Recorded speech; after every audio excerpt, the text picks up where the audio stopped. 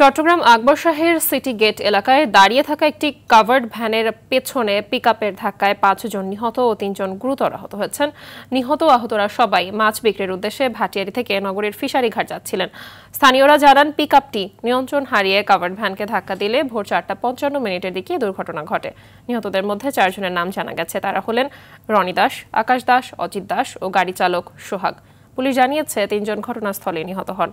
অন্য দুজনকে Chittagong medical college হাসপাতালে নেয়ার পর কর্তব্যরত চিকিৎসক তাদের মৃত ঘোষণা করেন।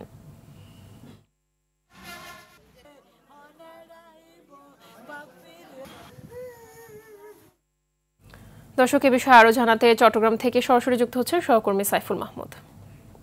সাইফুল, দুর্ঘটনায় নিহতদের লাশ হস্তান্তরের প্রক্রিয়া শুরু হয়েছে কিনা জানাবেন, আর প্রশাসনের পক্ষ থেকে এখনো পর্যন্ত কোনো আইনি পদক্ষেপ নেওয়া হয়েছে কিনা, কি তথ্য আছে আপনার কাছে? জি মাহবুবা, আসলে আপনি যেমনটি বলেছেন, শুরুতেই বলবো আসলে চট্টগ্রামের সীতাকুণ্ডের ঢাকা চট্টগ্রাম মহাসড়কের সীতাকুণ্ডের যে অংশ সেটা কিন্তু সম্পূর্ণই অনিরাপদ। সেখানে গত এক মাসে আসলে 37টা দুর্ঘটনা ঘটেছে এবং 30 জন কিন্তু নিহত হয়েছেন।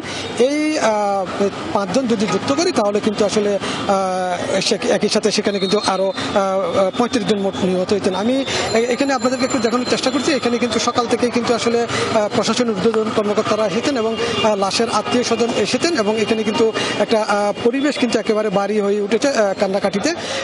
এখন এই মুহূর্তে কিন্তু লাশ বিনা ময়না তদন্তে নেওয়ার জন্য তারা কিন্তু আবেদন করেছেন। যেহেতু ঘটনাটি আকবর শাহ থানার অধীনে, সেই জন্য পরিবারের পক্ষ থেকে আকবর শাহ থানার কাছে তারা গিয়েছেন, তারা সেখানে আবেদন করেছেন। আবেদনের পরিপ্রেক্ষিতে তাদেরকে কিন্তু আসলে লাশ ময়না তদন্ত ছাড়াই হস্তান্তর করা হবে। এখনো পর্যন্ত থানা থেকে সেরকম কোনো ক্লিয়ারেন্স আসে নাই, সেজন্য আত্মীয় স্বজন কিন্তু অপেক্ষা করছেন কখন আসবে আসলে এই ক্লিয়ারেন্স, তারপরে লাশ হস্তান্তর প্রক্রিয়া শুরু হবে। তবে একটা বিষয় জানিয়ে রাখি, সেটি হচ্ছে যে নিহত রনি দাসের স্ত্রী কিন্তু 7 মাসের অন্তঃসত্ত্বা এবং রনি দাস এবং তার আরেক ভাই, তারা কিন্তু যমজ ভাই ছিল। তাদের পরিবারের পক্ষ থেকে তাদেরকে কিন্তু বারবার কিন্তু নিষেধ করা হয়েছিল, যেহেতু গতকালকে মাত্র তাদের একটা পূজা গেছে, আজকে তাদেরকে জন্য নিষেধ করা হয়েছিল এবং অন্যান্য নিহত হয়েছে তাদেরকেও কিন্তু তাদের পরিবারের পক্ষ থেকে বারবার নিষেধ করা হয়েছিল, যেহেতু পূজা গেছে পূজার পরের দিন যাতে আসলে না যায়, আরো 2-1 দিন পরে যাওয়ার জন্য। এরপরও তারা কিন্তু বলেছিল আসলে যদি না যায় তাহলে আসলে